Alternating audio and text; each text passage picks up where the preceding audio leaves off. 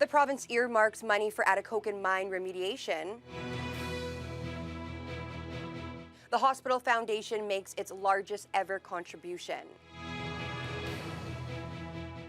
And another threat sends St. Pat students home.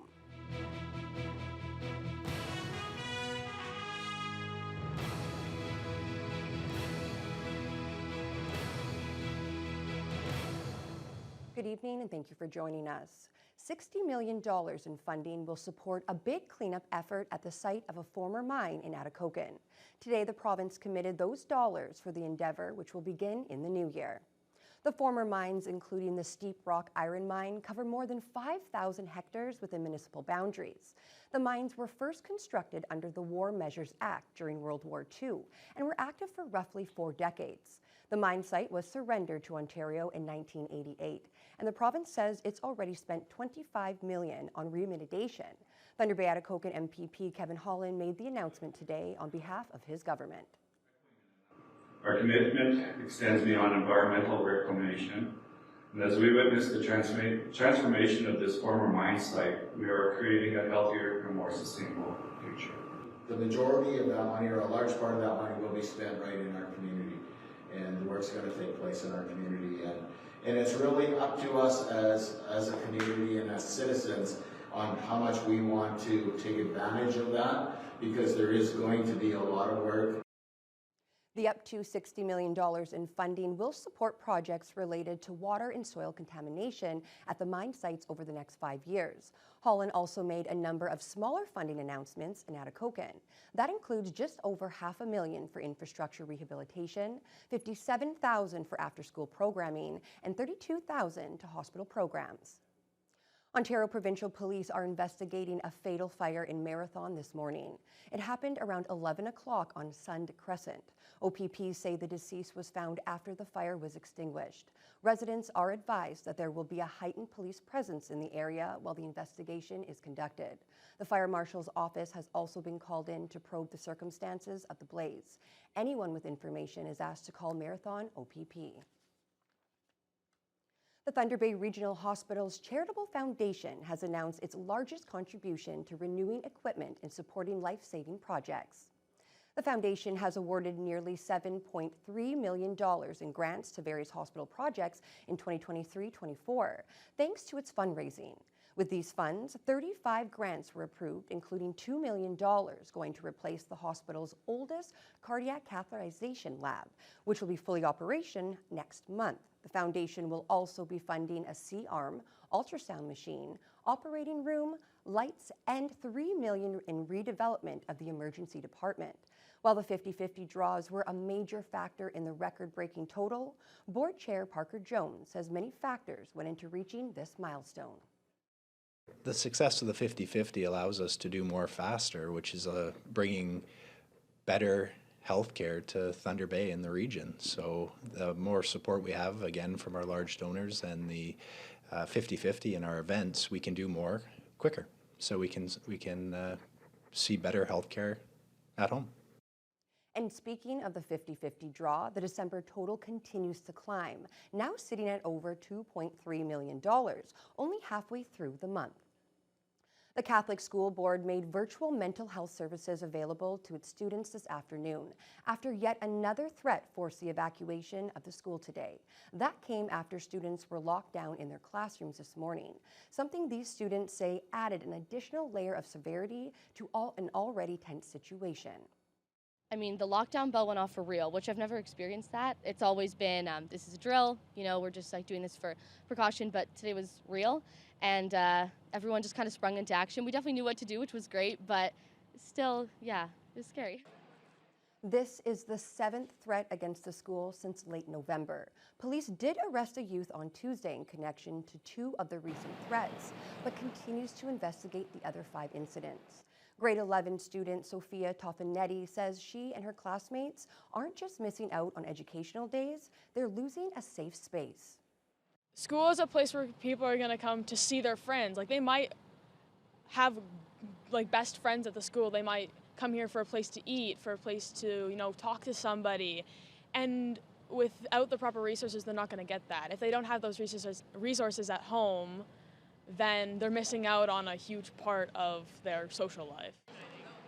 Police have deemed the school safe and it's scheduled to reopen on Monday. The board and trustees contacted by Dougal Media declined to comment about the ongoing threats. A defamation lawsuit against the administrator of a notorious local Facebook page will go ahead after a judge denied a motion that a post referencing a drag performance in Dryden was made in the public interest. Rainbow Alliance Dryden and an individual drag performer filed a civil case against Brian Webster last December. Webster is the administrator of the Real Thunder Bay Courthouse Inside Edition Facebook page. The lawsuit alleges a post created by Webster in September of 2022 included a defamatory term that implies predatory behavior towards children by drag performers. The complaints are each seeking $75,000 in general damages and $20,000 in punitive damages. Webster had argued the case should be dismissed based on Ontario's anti-slap law, which is designed to protect freedom of expression, but the judge ruled the case can proceed, noting that there's no public interest in perpetrating, quote, hurtful myths and stereotypes about vulnerable members in our society. Money matters are top of mind for so many these days, and that includes our elected leaders. Today, finance ministers from across the country met in Toronto. Siobhan Morris has the details. $99.4 billion.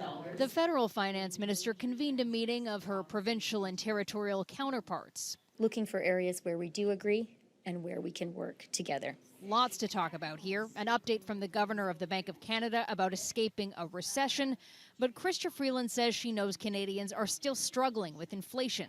There was discussion of housing, healthcare, and Alberta's threat to pull out of the Canada Pension Plan. We will always stand up for the Canada Pension Plan and for the secure and dignified retirement it provides for all Canadians.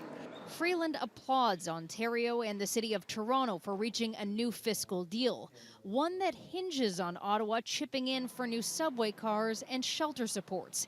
It's a commitment Freeland is not ready to make. No federal government in Canadian history has invested as much in cities overall, and specifically in the City of Toronto, as our government has. Highlighting an explosion of cash to Toronto since the Liberals formed government. To the minister's comments about how much more funding has come since 2015, this is not 2015.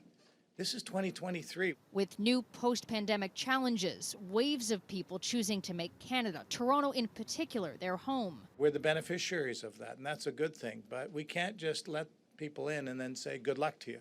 No promise from Freeland to give Toronto an answer in time for its budget cycle early in the new year. It is the economic engine of Ontario and Canada. I'm proud to represent this riding, and we're glad to continue having constructive conversations with the city.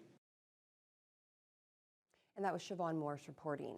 The Friends of the Finnish Labour Temple have launched a digital creation and training project to teach real-world skills to interns and co-op students. It's thanks to a $150,000 Ontario Trillium Foundation grant with a project aimed at shedding light on local history. Joe Sadowski reports.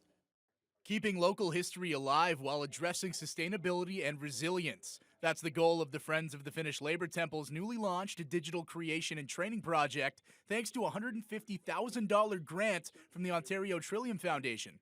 You know, if we don't know our history, we're going to lose it. With this community resiliency fund, Friends of the Finnish Labour Temple's Kelly Saxberg says they can continue to hire more interns with a passion for digital media, teaching them relevant editing and animation skills. Saxberg says that this will allow them to create new projects that bring more awareness to Thunder Bay's rich Indigenous history. We saw the original Finnish Labour Temple as like a symbol of all of the history of this community, of the immigrants, of the newcomers, and of course the Indigenous people that lived here that helped develop this community. And all that history should not be forgotten, should not be sent to the landfill.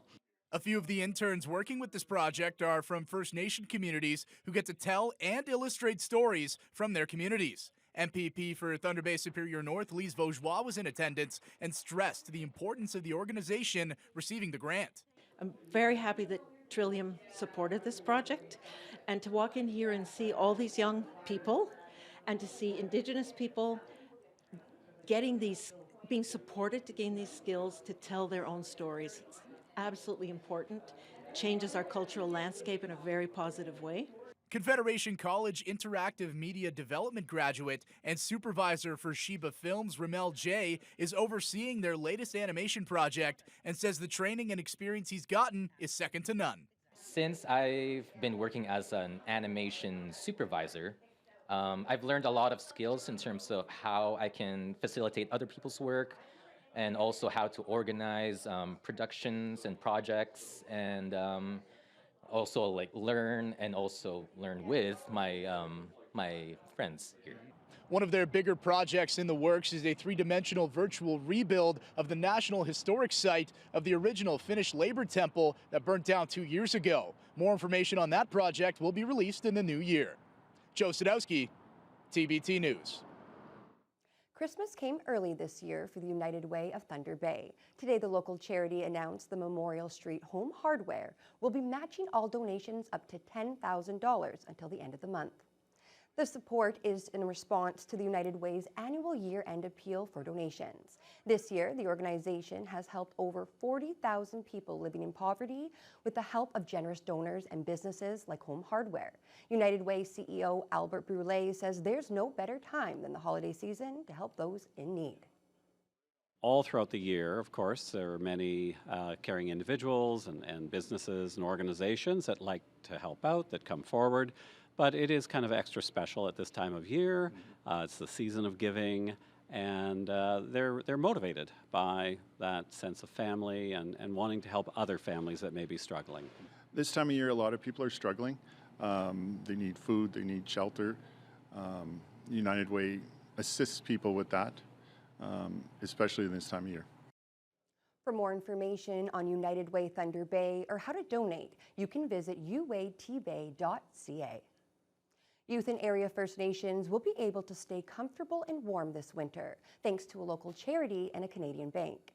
Mi'kinaku's Children's Fund recently held a coat sorting event, with the boxes now headed to remote communities across the region. The more than 1,200 coats were sorted by a number of volunteers from Mi'kinaku's and the Knights of Columbus. TD Canada Trust officials were also on hand after providing a $50,000 grant over the 2 years to support the charity.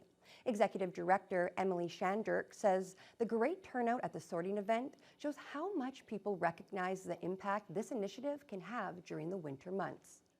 But we know that winter is coming and it's only going to get colder. And I mean, these coats are traveling, 20 hours north.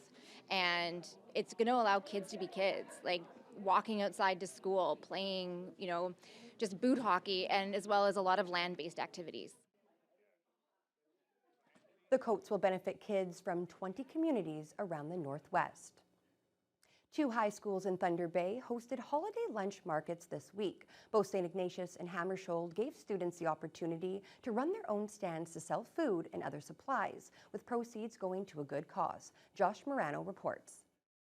Grade 9 business computer students partnered with grade 11 marketing students to run a holiday-themed lunch business inside the St. Ignatius Auditorium.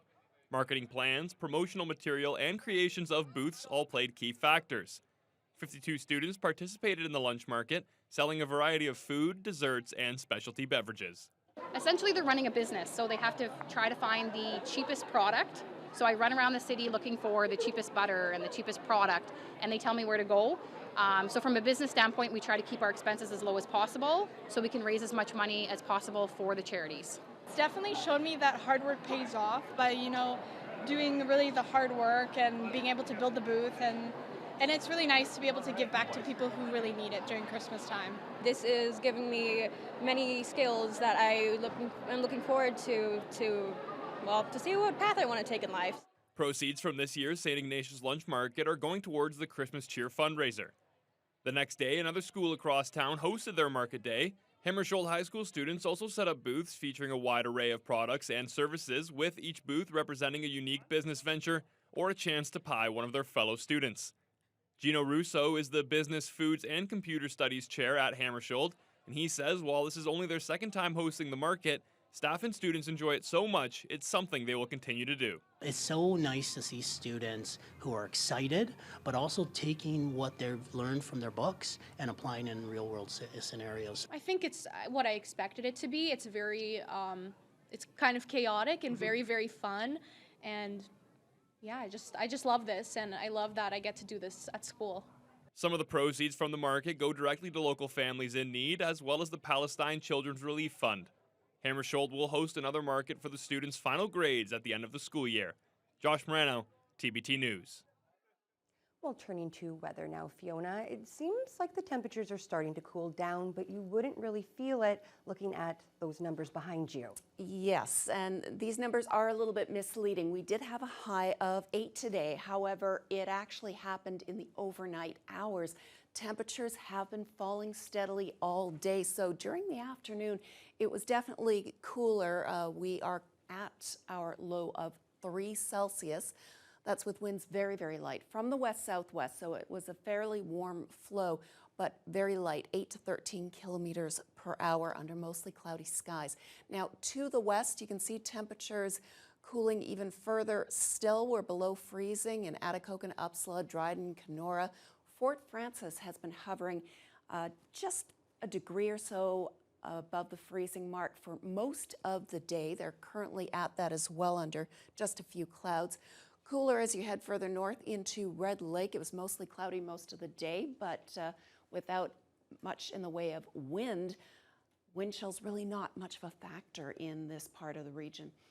As we head eastward into Sioux Lookout, we're at -3, -2 in Armstrong, and -3 in Greenstone. They actually hovered around the freezing mark as well for most of the day. It's just been in the last hour, hour and a half, that temperatures have started to dip below freezing to -3. Nipigon on the freezing mark, Marathon just a little below, and Sault Ste. Marie had a dry morning, but it's been raining steadily all afternoon. They are currently at 3 Celsius, and that's about where they've been as the rain has fallen for the last 5-6 hours or so. Now, here in the city of Thunder Bay, we are going to dip below the freezing mark finally. The temperatures will continue to fall this evening to -2 and a wind chill of -5 with a whole lot of cloud cover. Now, the weekend is looking pretty gray, and that's partially due to the system pushing up from the south. This is warmer air. We've got cooler air pushing down from the north, and Thunder Bay is kind of caught in the middle. We're looking at a bit of a rain-snow mix for much of Saturday, but as we head into Sunday, we have the potential to finally see a little bit of snow, possibly. I'll have more details on that later on in the news hour. All right, thanks so much, Fiona. Well, we have more information now about the Online News Act, and when we come back, we'll explain what that means for Canadian broadcasters. Let's also have a seat at the negotiating table with the tech giants. So this is extremely good for Canadians.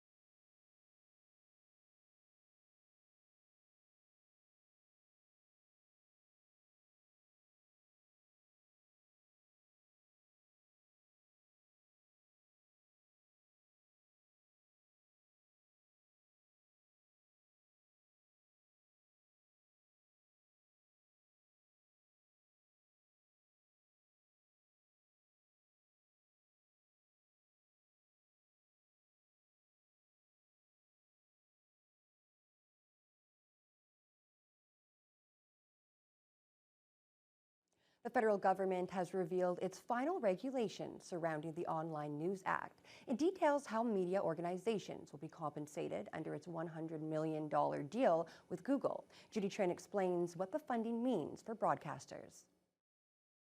Under the terms of the Online News Act, Google will start distributing $100 million in annual funds to media organizations within the next 6 months. Smaller news outlets also have a seat at the negotiating table with the tech giants. So this is extremely good for Canadians. It's good for democracy. Under the regulations, CBC Radio-Canada will get 7% of the money. Private broadcasters will get 30%. The remaining 63% will go to newspapers and other digital media. The Canadian Association of Broadcasters says the majority of people consume news put out by television and radio stations, but that's not reflected in the Google compensation structure. Private broadcasters are the largest funders of news in Canada in terms of their supports, in terms of the number of journalists that they hire, and you know, for us, we just see the breakdown of funds not necessarily reflecting the investments that they put in. Desjardins says Google and Meta get approximately 70% of all the online advertising dollars in Canada. But Meta insists the act doesn't apply to it and has already removed news from its platforms. In a statement, Meta called the act fundamentally flawed and that the final regulation does not change our business decision to end news availability on Facebook and Instagram in Canada. There is no negotiations currently with Facebook. However, the legislation will be enforced on December 19, and the CRTC will have to examine which platforms fall under the legislation. If the CRTC finds that the Online News Act does apply to Meta, it could punish the tech giant with a $10 million penalty. In the meantime, the Canadian Association of Broadcasters, which also represents Bell Media, says it needs additional funding to stave off job losses. The CAB is lobbying for a tax subsidy that online newspapers get for each journalist they employ. Judy Trin, CTV News, Ottawa. Bank of Canada Governor Tiff Macklem is warning that it's still too early to consider cutting interest rates. When we see clear evidence that we're on that path to 2%, yes, at that point it will be time to discuss if and when to cut interest rates, but we're not there yet. Macklem expects 2024 to be a transition year as higher interest rates slow down the economy, making way for lower inflation. He's also not ruling out further rate hikes if inflation remains high. So far, the central bank has opted to hold its key interest rate steady at 5% during its last 3 rate decisions. The Liberals' contentious gun control bill has become law. It received royal assent after getting passed in the Senate. Accordingly, the motion is adopted. The vote was 60 to 24. The bill includes a ban on assault-style firearms, as well as a handgun freeze. The bill also raises the maximum sentence for gun smuggling from 10 years to 14. The House of Commons passed the bill last May, with the Conservatives opposing, saying it punishes law-abiding gun owners. The Coalition for Gun Control says the bill will make Canadians safer from gun violence. The Speaker of the House of Commons, Greg Fergus, apologized in the House today after he filmed a video for outgoing interim Ontario Liberal leader John Fraser in his Speaker's attire. That was then played at a partisan event. I made a serious mistake. I should have never recorded that video. Not in the Speaker's uniform, not in the Speaker's office, and not for a friend who is an active politician. I am deeply sorry.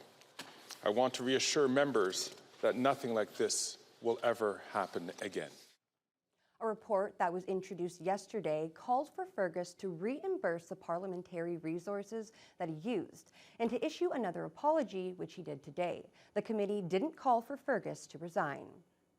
A major development out of the Middle East. Israel's military says that it mistakenly killed 3 Israeli hostages being held by Hamas. עדכן את הציבור בבשורה קשה וכואבת על אירוע שהתרחש מוקדם יותר היום. An Israeli military spokesperson says the hostages were killed during combat operations with militants in Gaza, and troops mistakenly identified them as a threat. He says the deaths are under review and promised there will be full transparency about the investigation. Tragic news out of Quebec. An 11-year-old boy has died after getting hit by a puck during hockey practice on Tuesday. Vanessa Lee has the latest. It happened during practice at this arena in Saint-Eustache, 45 minutes northwest of Montreal on Tuesday night. Emergency crews responded to a 911 call around 7 o'clock. Police say an 11-year-old boy was accidentally hit by a puck in the neck and was wearing all of the required protective equipment. He was rushed to hospital in Montreal. They say they were saddened to learn about his death this morning and are offering their deepest condolences to his family, friends, and loved ones. The Minor Hockey Association of Saint-Eustache say they are also deeply saddened, adding psychological support is available for the young players' teammates and anyone else who may be struggling to deal with this incident. This tragedy has also reached Quebec City, where the sports minister says she is devastated, calling it a sadness beyond words. And Hockey Quebec says it shares in the grief of those affected. Police say the coroner's office is assisting with their investigation. They say they have no reason to suspect foul play, and the purpose of the investigation is to shed light on the causes and circumstances surrounding this tragedy. Vanessa Lee, CTV News, Saint-Eustache, Quebec. If there's one person who personifies the magic of Christmas, it's of course Santa, and he recently made an early trip to some of Manitoba's most remote First Nation communities to spread some pre-holiday cheer. Jill Makashon reports. Santa is taking to the skies a little early this year, with some help from friends. Ho, ho, ho! Delivering 20,000 treat bags to Manitoba's most northern First Nations. Merry Christmas! Bonabonabe! The Santa Express has been bringing smiles to children in these remote communities for more than 20 years. So, is today a pretty special day? 'Cause Santa's here. A partnership with the Northern First Nations group Manitoba Kiwatanawi Okimakanak and Perimeter Airlines. Weather permitting, 20 First Nations will receive a special delivery from Santa over the coming days. We are donating the flights so that the kids can see Santa, sometimes for the first time. Winnipeg, every mall, you have that opportunity to take your kids and have a picture with Santa. But in First Nation communities, they've never really had that opportunity. Until the ice roads are built in mid-January, the only way in or out of most of these northern communities is by plane, which is unaffordable for many families. Manitoba's Northern First Nations have some of the highest child poverty rates in the country, and many of these communities are struggling with youth suicide. This small gesture of kindness is seen as a light.